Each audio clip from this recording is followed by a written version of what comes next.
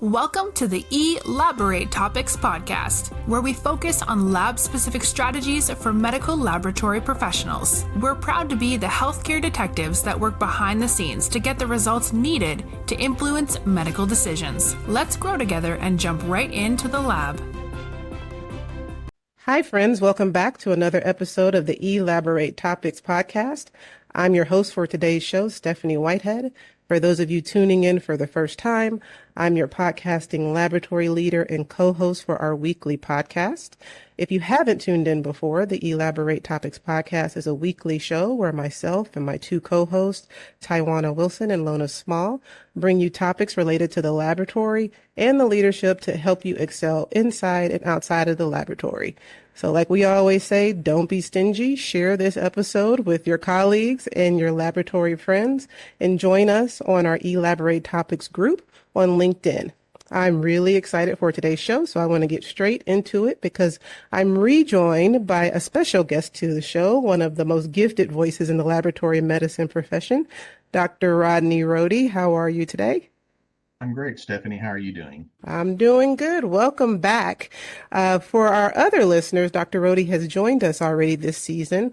If you didn't check it out, I'd encourage you to go back and check out season 2, episode 20, where we talked about the path to least antibiotic resistance. It was a very good and informative episode. But for those listeners who may have been living under a rock and may not know Dr. Rodney Rohde, take a minute and reintroduce yourself to our listeners. Sure, I'd be happy to. Again, thanks, Stephanie. Really, my background is hybrid, and so that's how I typically introduce myself. For about a decade out of my bachelor's and master's degrees, which were in microbiology and virology, I worked for the Department of Health in Austin, Texas as a public health microbiologist and a molecular epidemiologist, which kind of crossed over into zoonosis control. So did a lot of really cool things with rabies and other types of agents like that. And perhaps we can come back sometime and talk about that effort. It really is a unique program that helped eliminate canine rabies from Texas. And after that, after about a decade of doing that and doing a little bit of work with CDC, I had an opportunity to move into academia. And so I came back to my alma mater here at Texas State University in San Marcos, Texas. And I have kind of worked my way up the ranks, and I'm currently Regents Professor and Chair of the Clinical Laboratory Science program, which is a bachelor's degree for medical laboratory professionals, and do a odd variety of other things. I'm the associate director for the Translational Health Research Center.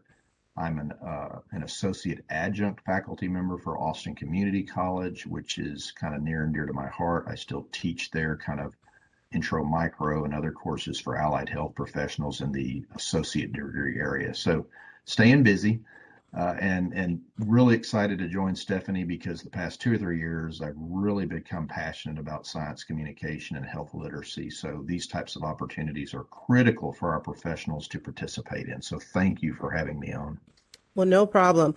I'm excited for this episode today because the last 2 years, as we all know, in the laboratory community, let alone healthcare, have been really challenging. The COVID-19 pandemic has changed so much about the way we do our work. It has exhausted people, has burnt people out. And right when we start to ease back into what everybody previously was calling our new normal, we start hearing about another emerging disease in the media, emerging threat for Americans and worldwide, really, of monkeypox. And so this is a virus that is not new, but it has taken over a good part of the news here lately and infected more than 7,000 Americans. So I wanted to bring Dr. Rohde back and pick his brain and let our listeners hear everything that we need to know about monkeypox. So you're the expert, Dr. Rohde. I'm going to ask you, give us everything we need to know. What is monkeypox? Is it different than chickenpox? Is it different than smallpox? How is it transmissible? What are the symptoms? What do we need to know? Sure, great. Thank you for that wide open platform. I'm going to take you up on it. So again, just stop me, or I'll try to pause briefly in case you have any questions to follow up with. But I do want to, again, highlight our profession and thank all of you who are out there in the medical laboratory and public health laboratories who are fighting every day. SARS-CoV-2 and COVID has not gone away, as you know. It has calmed down a little bit, but it tends to be going endemic now, and I think we'll be dealing with this for the foreseeable future. So, again, I know it's been a tough 2.5 years, and I really can't thank you enough as both a citizen and as a professional. But yeah, so back in May, we had really what popped into our news kind of headlines being monkeypox, which popped up in a Boston, Massachusetts individual, a gentleman. And that was really what we think is our first index case of this particular virus in the United States. Now, as Stephanie mentioned, it is not a new virus. So this is not like SARS-CoV-2. It's not novel. Monkeypox is in the family Poxviridae. So it's an orthopox virus. And I think probably what got people's attention early on is it is a cousin to smallpox, which has been eliminated through vaccination back several decades ago. So I think that caught people's attention. So it is a cousin to smallpox, but it's nothing like smallpox. And I'll get into that in a minute. It is also in the family, if you've ever heard of vaccinia virus and cowpox and things like that. So it's in that family. We have about to date, as of this morning, I think we're over 14,000 cases now in the United States. Every state but Wyoming has indicated cases. Now, again, remember, testing in the United States for this, we can talk about briefly in a moment, but it's passive. Unless you have symptoms and lesions and things like that, you may not be getting tested. So, as always, I tell people data around testing numbers, is current with respect to what we're testing. It may not be perfectly accurate because we have a passive surveillance system. Good news. Okay, the good news is that monkeypox, at least this strain that's out of the West African clade of viruses, is only about 1% mortality rate. So it's really low. There have been 0 deaths in the United States, so that's extremely different than the COVID experience. There's another strain that is up to about 10% fatal, and that's called the Congo Basin or Central Africa strain. We don't have that in this outbreak. And this goes back a while. So this particular virus was first isolated in a monkey population in 1958 in Africa. And it's a misnomer, Stephanie. It's actually probably should be more likely called rodent virus, because monkeys are actually not a true reservoir. They happen to be infected back in that time frame, and the virus was isolated and named that. But in reality, monkeys are not like an endemic reservoir. They can become infected, but they don't carry it endemically forever. So really more likely rodents are the primary animal vector. And later in the 70s, we had our first human isolation of this virus, and really it was endemic in the African countries for many, many decades. It has been in the U.S. We had it back in 2003 when again, a population of animals from Ghana were being housed, and they ended up, that particular research animal ended up kind of being imported into the U.S. And so we had some outbreaks in Texas and elsewhere that got into prairie dogs, of all things. But it died out. It never got into any human being issues, any major fatalities or anything like that. And then we've had some other travel, importing from travel, people that went to different places and brought it back to the U.S. As recently as 2022. In 2018, we've had that, as well as in other countries. But it's really endemic in that area. Okay, so what's going on now? Well, there was an event in other parts of the world, and you can find this in the literature now if you do a quick search at a different conference. An event is primarily being spread in the gay and men who have sex with men and other LGBTQ community because of the close contact. So I'm going to transition into transmission now. So historically, this virus has been spread through animal contact. And again, this is going way back decades, or through perhaps respiratory acquisition. It can be acquired through respiratory droplets, but it really is more difficult. It's not an efficient transmission through the respiratory route. It really has to be close um, contact, either with an animal or with another human being, and it's skin to skin contact for prolonged periods of time with open pustules or open lesions. It could also be skin to fomites, which is a term for inanimate objects like bedding, linens, clothing, perhaps surfaces and things like that.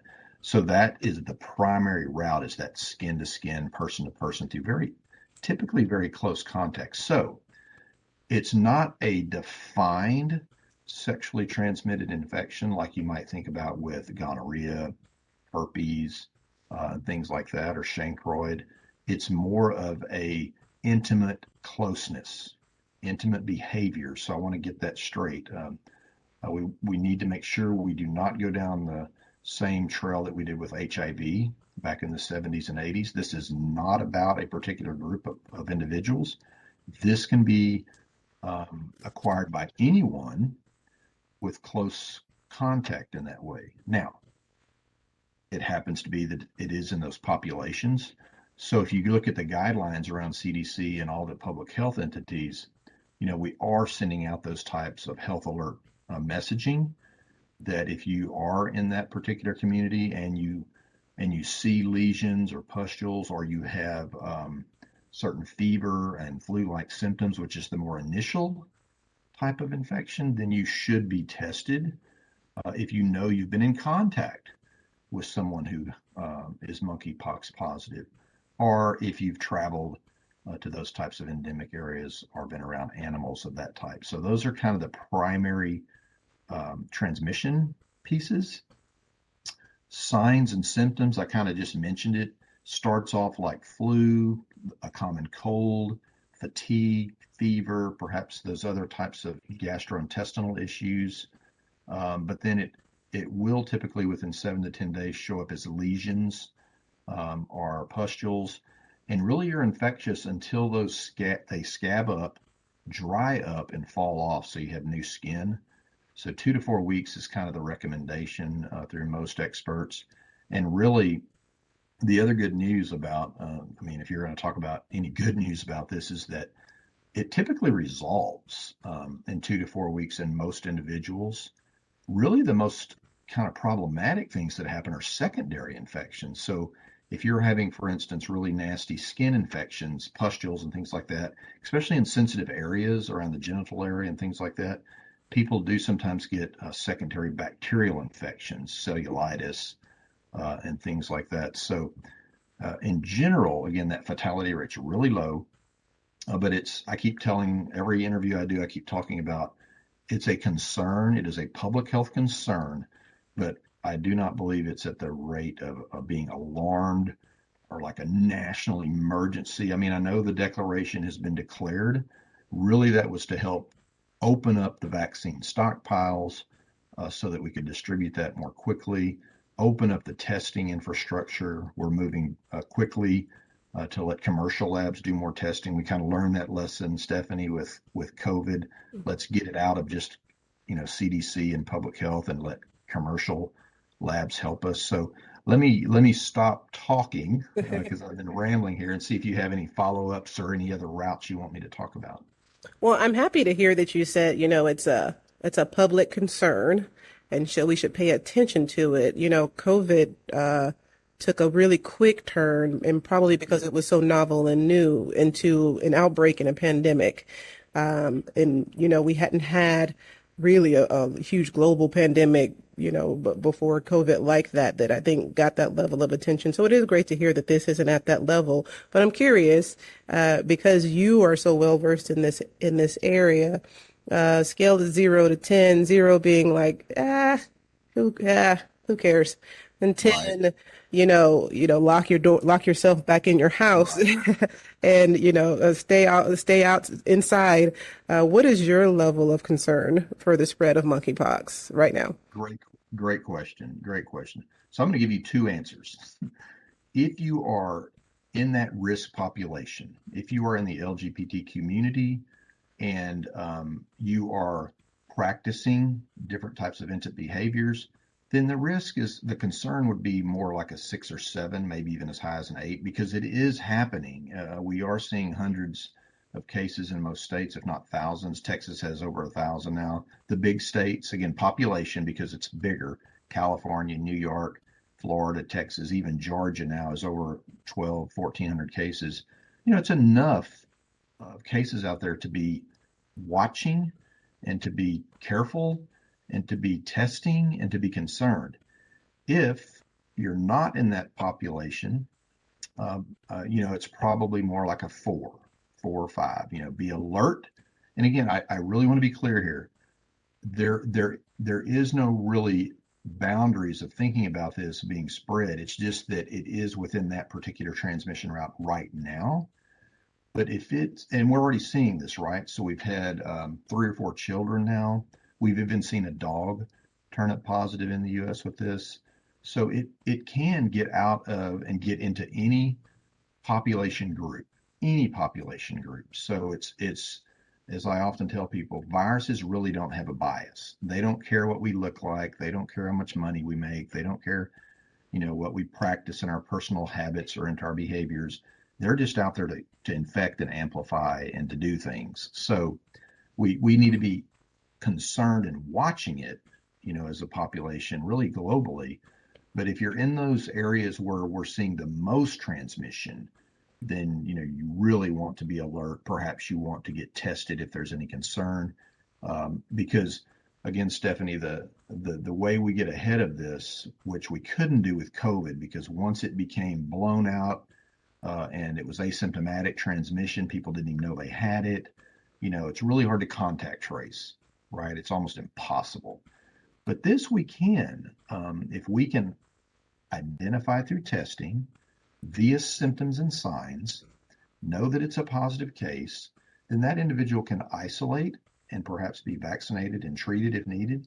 And those close family, partners, colleagues, anyone that's interacting with that person that's really, identified as a close contact, then they could also perhaps be vaccinated and quarantine for a while to make sure they're not showing any lesions or pustules or things like that.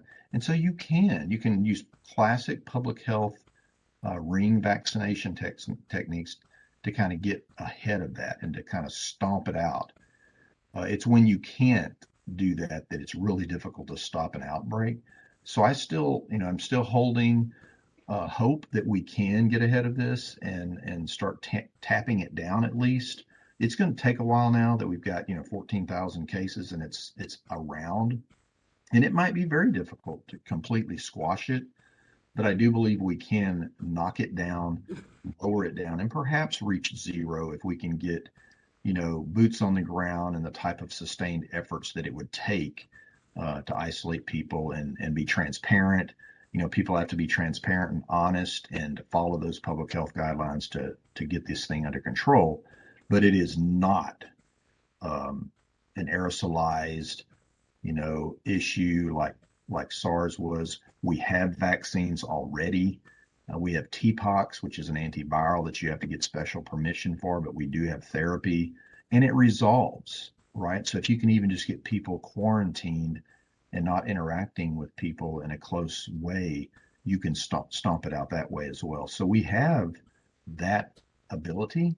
And we also have the infrastructure. Again, one of the critical lessons we should be learning from COVID and even further back is that, we should be prepared, right? We know what it takes to get vaccines out. We know what it takes to roll testing out.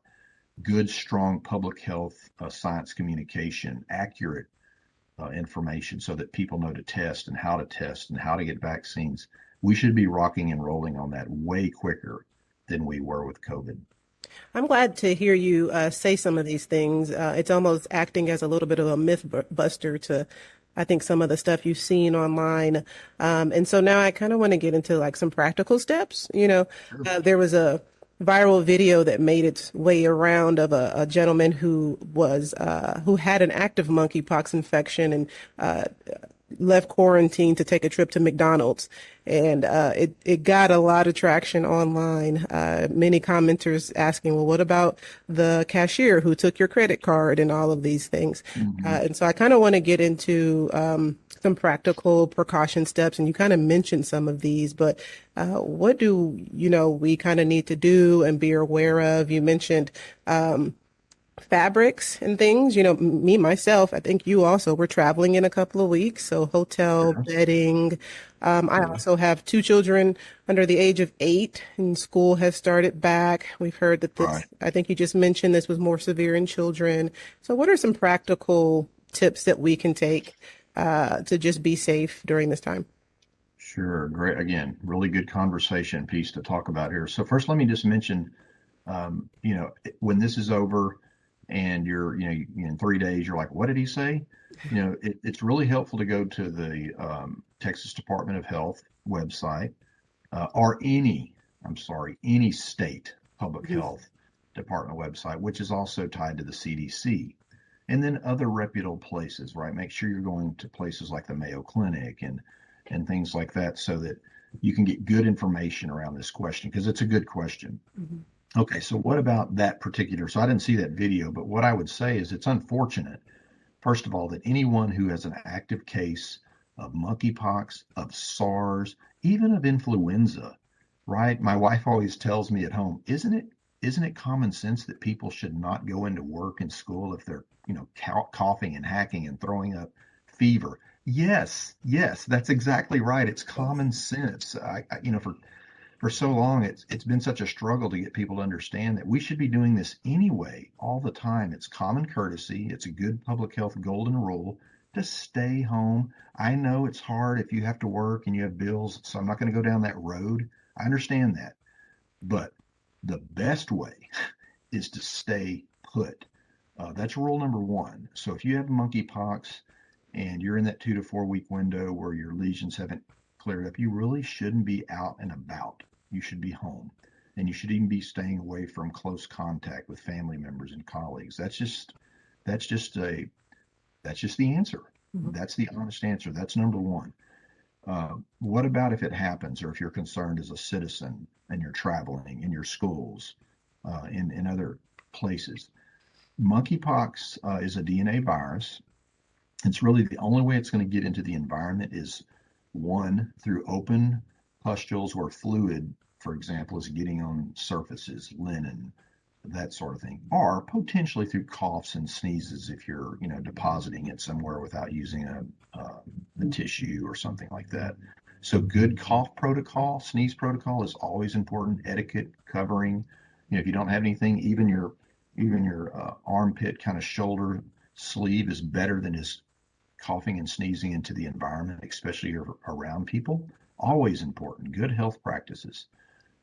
Other stuff, I wouldn't go down the road of just really being paranoid about everything that you touch, but hand hygiene is like 99% effective for most disease acquisition. Wash your hands often. You got into the habit of perhaps gels and sprays of different types. This virus is very wimpy in actuality. It can stay in the environment for a little time, but most FDA, I'm sorry, back up, most EPA types of disinfectants will kill it. Even the UV light from sunlight will help kill it. So it's actually not something that's going to just be everywhere, right? But again, if you're concerned, wash those hands, use those gels and those type. And if you're in a place where you're working or things like that, use a typical disinfectant to wipe down counters. Make sure it's safe if it's like food centers and things like that. And just be wary of your hands. Be wary of that type of interaction. That's probably the number one piece of advice, along with staying home if you're infected and actively infected. So I'll stop there and see if you have any other thoughts about that piece, because that is an important piece for the public to understand. Well, that's good to know because I was about to go out and get a set of travel sheets for myself. It's interesting, Stephanie. My wife and I, we travel a lot, just like you do. Not just for professional work, but pleasure. Traveling and fun. we have done that. Hmm. So I don't think there's anything wrong. Hmm. People might think it's silly, but I think bringing your own sheets is not a horrible thing. At Yeah. least, if you're just unfamiliar with the environment, you're worried about it. I mean, who cares? It's Hmm. your body, it's your health. If that's what you want to do it. We've Hmm. done it, especially when we've traveled abroad. I often will tell people, again, this is just from hearing other people, um, the bedspreads and things like that. You may not want to pull that all the way up to your mouth. You might want to fold that down or like halfway so it's not your face. And then use your own sheets if you want to. That's fine. We take our own pillows sometimes, so we have our own pillow. But even then, sometimes we'll put our own case on it, if a pillowcase, if we're worried about it. Again, I'm not a paranoid traveler. I just try to use common sense, good common risk assessment. If it's in a place I'm not comfortable with or I'm not aware of, then I'm going to maybe take a few more precautions. But in reality, probably not a huge problem. Most hotels now are really, they've bought into good sterilization, good laundry practices because they want you coming back. I mean, that would be a Right. nightmare headline if you had a hotel chain that wasn't taking care of their linens, for example. So I think we're in a good place awareness wise for these types of things now. That's a really good point. Now, I do want to ask you, I think in the beginning, COVID got a little bit of away from us because we didn't have the best coordinated effort globally that we Absolutely. needed to really just try to sustain it early up front. So, what is your perspective from a global aspect of how each country has been addressing monkeypox, either in terms of reporting or vaccine status and all of those things? Where do we stand globally? Oh boy, how much time do you have? Well, I think you got less time than I do. Yeah. You know what? Again, let me start this way. There is always more we can do better. Mhm. And I won't go too much into COVID, but certainly, this wasn't just about COVID. This was about decades and decades of many people like myself and many people way smarter than me, other experts that are in this trench warfare of infectious diseases for decades, screaming about public health funding and communication and stockpiling and testing capabilities and all the types of things we saw happen in real time. And a lot of people are angry about it and got mad at just the CDC or just this or that entity. Well, I can tell you from experience, right? 30 years of working in this area is that we've been screaming about this forever. But we need funding, we need attention from many entities, not just the government, but many entities to take it seriously. And so that's just one quick soapbox message is that we know, we know there's issues and we've been screaming about it for a long time. And so if nothing else, hopefully this will. And monkeypox is a perfect example. Just you said it yourself. People are kind of done with COVID, Hmm. but it's still here, Yeah. right? And we've got flu coming, and we've got some other items we can talk about today, and tuberculosis and antibiotic resistant infections. I mean, these things are around us every day, and we know about it. And so I need the public to understand that one of my favorite quotes, it's not mine, but it is somewhat similar to what I've talked about for 3 decades, is everything we do um, before a pandemic really gets declared seems alarmist. Everything we do after seems overworking it, right? So I mean, we just can't be perfect. You can't know exactly every agent that's going to blow up on American shores, but we can be better prepared. And the public has to understand that when something like SARS-CoV-2, which is a novel virus that no one in the world had seen, we were learning as we went. Could we have done a better job of communication? Yes. Could we have done a better job with testing rollout? Yes. Have we learned some lessons? God, I hope so. Because there are better ways, like allowing commercial labs to get involved. The CDC was not built to be a million test producing ramp up overnight. That's just not what they do. They identify outbreaks and they try to work with really dangerous pathogens and deal with outbreaks to determine what's going on. They are not your LabCorp, your Quest, or even a hospital lab. They're not prepared to do that type of work. They've also had their agency stripped of personnel and funding for decades again. So again, kind of getting on a soapbox here, but we can do better is the message. And so what I try to tell the public is it's also your responsibility to be more health literate, to quit spreading videos and misinformation and outright false information just because it's fun to do. Quit sharing it. Quit going down that road. Stop and ask yourself, who is this person making this video or this ad or offering to test you when you don't even know if they're a credentialed laboratory professional? I mean, treat that just like you would a phone call, like a spam. I mean, just stop sharing it, stop pushing it, and go to those reputable sites and try to get the right information. Talk with your healthcare practitioners, talk with physicians, talk with other people, and try to gather the information in a way that can be more helpful and not feed that fire of misinformation and outright false information. It is a true pandemic, a global pandemic, and we've got some work to do, all of us, both sides. It's not just the science side or the health side. It is the public's responsibility to help. Well, I tell you, if you missed the first part of this podcast and just jumped in on that part, that little piece of sermon from Dr. Rohde is all you needed to hear, which is the spread of false information is as much a pandemic as these viruses are. It is. So you touched on something that I kind of want you to expand on if you can, preparation. And you mentioned flu coming and we still have COVID around. I know that it is not a direct indicator, but Australia has just reported its worst flu season in the past 5 years. And I know sometimes U.S. will look at what is going on in other countries as an indicator of how our flu season will be. This podcast is being recorded in the fall of 2022, so we are approaching our flu season, our third flu season with both flu and COVID combined. So if you can let our listeners know a little bit about how we can prepare, maybe what we should expect. Should you get the flu vaccine and the COVID booster together? Just let us know what your thoughts are. Yeah, great question. So let me first start with just kind of general flu things. So again, not to make this totally about flu, but influenza is an RNA virus. It's just like COVID, SARS-CoV-2. RNA viruses are notorious to mutate and change. And that's why, when people ask, do I have to get the vaccine again this year? Typically, it's probably a good idea, especially if not that, then every other year, I would highly recommend, or if there's a really bad year with a new strain coming, you really need it. So flu's endemic, right? It's just one of those things we've grown to live with. We're probably headed that way with COVID.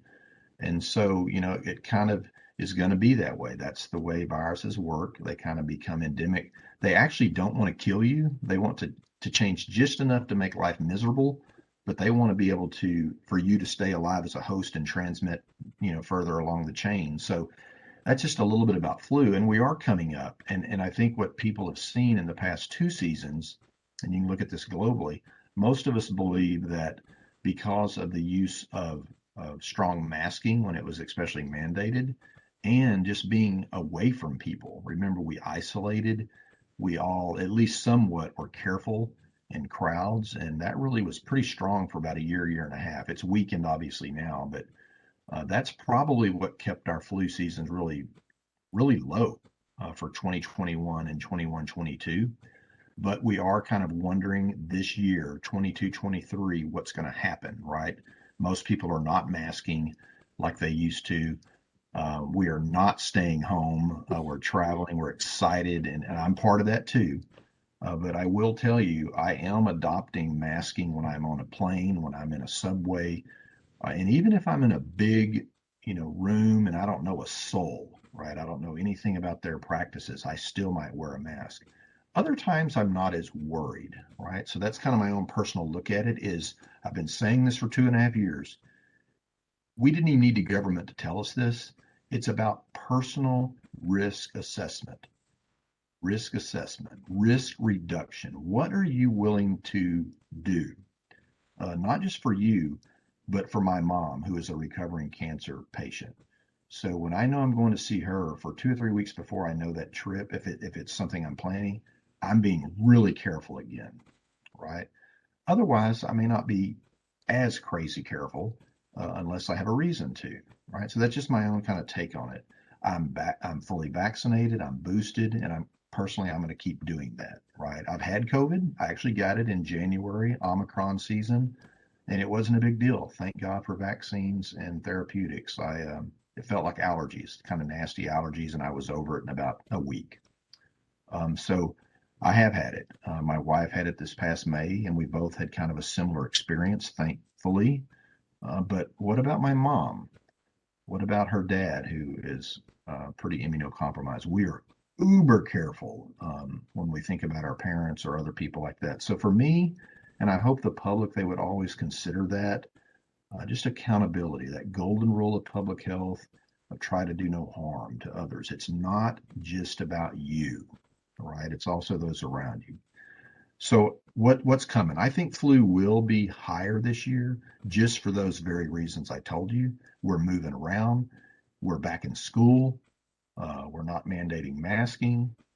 People may have let their flu vaccine slip for the last 2 years, right? So if you're concerned and you have no major health reasons or other reasons not to do so, then I would recommend getting a flu vaccine to prepare. I often wait. I don't do it right now because really we've not seen a lot of flu activity. They've got it out. You can get it right now. I tend to wait to mid-October just because it will give you a longer span of protection. It'll get you into like March, April, and that's usually when flu season's over. That's just my own personal recommendation. And that's something I do. It's flu virus is not a living virus. You can't get the flu from the vaccine any more than you can get COVID from that vaccine. That's all misinformation. So it's very safe. It's been used for decades and decades. This year, we're worried about an A strain, which is a pandemic strain, H3N2. And the vaccine, there's a quadrivalent, which has four strains in it, 2A, 2B. There's a trivalent, which has 2A, 1B strain in it, and different varieties. So you can kind of, it depends on your local pharmacy or physician, you can kind of pick which one they may recommend if you're 65 or older, or it kind of depends on your age, but they're all safe and all effective to receive. The one that's, so right now there is no combo vaccine, Stephanie, but I tell you, there are some makers out there. The military is also part of this. They were approved. I forget the date now. It's been 9 months ago, maybe a year ago. They are working on a trivalent vaccine for COVID, flu, and RSV, three nasty respiratory viruses. And I really hope the clinical trials work and it looks good because no one wants to get a shot all the time. It'd be nice to have one shot, say in October, that kind of covered us until the next year. That's my hope. I also have great excitement and hope with the mRNA technology because I think we're going to start seeing that technology used for things like flu and maybe even going backwards and looking at HIV and other things like tuberculosis. I mean, I really think that technology is going to give researchers the opportunity to go retrospective and go, well, we kind of gave up on this, but now let's try this technology to see if we can get a response for, something that we kind of gave up on. So I'm actually very optimistic and excited about that technology. I hope the world starts to embrace it even more with years going by and safety's there for COVID and so forth. So that's kind of my hopes going forward is that we can kind of embrace really the amazing things that have happened out of COVID, which is getting vaccines and therapeutics within a year. I mean, unheard of prior to this pandemic. So that's kind of a good thing. Mm-hmm. Well, we could stay on these topics for hours, but we do have to wrap it up. So any final thoughts or things you want to leave the listeners with as we wrap this up? I will leave a couple of things. We had talked about before the show about some recent things going on. So PEV, which is a human paraechovirus, which is an enterovirus, that's kind of popped up. You can see this on CDC. It's a virus that's showing up in children. It's kind of a typical common clinical pathogen. It's from the family Picornaviridae, so it's actually in the same family as polio, but it's an echovirus. And so it can be very mild to asymptomatic, but can also cause really severe meningitis and things like that. So we've had some issues with it and we're watching it. So be aware if you're a parent of a young person that there's kind of this new, I shouldn't say new, there's a virus that is showing up more clinically called PEV, human paroechovirus, and it causes meningitis, encephalitis, and things like that. So don't be overly concerned, but do keep your eyes open if you start seeing children with high fever, and it won't go away, especially that neonate or infant that has neurologic involvement. They're suddenly becoming not engaged with you, and there might be some mental things going on there. Just kind of keep that in your wheelhouse. But I'm not overly concerned with that right now, but it is something coming up. But I wanted to mention that because you asked if there's anything I wanted to leave with your listeners, and I think I'd like to leave this with you. People often ask, what are some things I can listen to or watch for? And I'd like to give you a couple. If you haven't known about these, we know about this, Stephanie, because we're medical lab people and healthcare knows about these. But the CDC does put out something called an HAN. It's a Health Alert Network. HAN, Health Alert Network. You can Google it. You can go to CDC's website. You can get on that list. You can be a citizen and kind of get on that list. So the thing I just told you about, that's an HAN, the echovirus issue right now in the U.S. Another one that I've followed for 30 years, and I often forget to mention this, is ProMed, PROMED. If you Google it, it's a service from the Infectious Disease Society, the IDSA. I saw back in November of 19, because I read them either weekly or occasionally if something pops up daily and I know I'm looking for it. But I saw this, imagine this, in November of 19, I saw reports of a pneumonia-like virus in Wuhan, China, right? And it turned into SARS-CoV-2. So, I'm looking for stuff like that. But as a citizen, they're pretty straightforward. They usually get case numbers, kind of what's happening. Is there things going on? They do new reports of maybe something happening out of a clinic in Asia somewhere. And you shouldn't freak out about it, but it is it's a radar. It's an infectious disease radar that's really global. And so if you're, reputable, there's some sources for you. The HAN network out of CDC and ProMed out of the IDSA, two things that I look at usually weekly, and just do a quick skim. Is there anything weird going on? And I don't obsess over them, but might be something to take a peek at. And then of course, listening to your physicians, following those reputable sites, listening to Stephanie's podcast, and her colleagues' podcast. It's so critical. And for those of you out there who are professionals in our field and healthcare in general, start speaking up, start writing, talk to your churches, your communities, your schools. Be that subject matter expert that you are. You know more than most people in the world that are not in healthcare or in research or in science. And if you don't fill that void with accurate information, someone will. And unfortunately, it's usually misinformation or panicked information. So I'm going to leave it there. And thank you so much for this opportunity. I love talking to you and to your audience on this show. Well, thank you for coming back. And again, great information and a great insight on how laboratory professionals can continue to be advocates during these times when people are looking to us as part of that healthcare circle. Dr. Rohde, why don't you tell our listeners how they can continue to reach out to you? I'm sure people are going to have more questions after this. Yeah, thank you for the opportunity to do so. So I am on Twitter at Rodney Rohde. That's RODNEYROHDE. I'm on LinkedIn. I am on Facebook, and I have a YouTube channel that I'm building slowly. So those are kind of my primary channels. I haven't dipped into TikTok or Insta yet. It's just, as Stephanie it's difficult to juggle too many of these, but I do try to stay active on those. Mm-hmm. And then I have a professional website through Texas State University. And so again, if you Google my name, that usually will pop up pretty quickly. I'm also a writer, a contributing author for the American Society for Microbiology, for The Conversation, which is another kind of national site for these types of topics. And, my email's out there. I can't answer a million of them a day, but if something comes up that's really something you're worried about or something like that, you can email me and I will do my best to get back to you. It may not be immediately, but I'm associated with Texas State University, and so that's a great way to find me and reach out if you need to.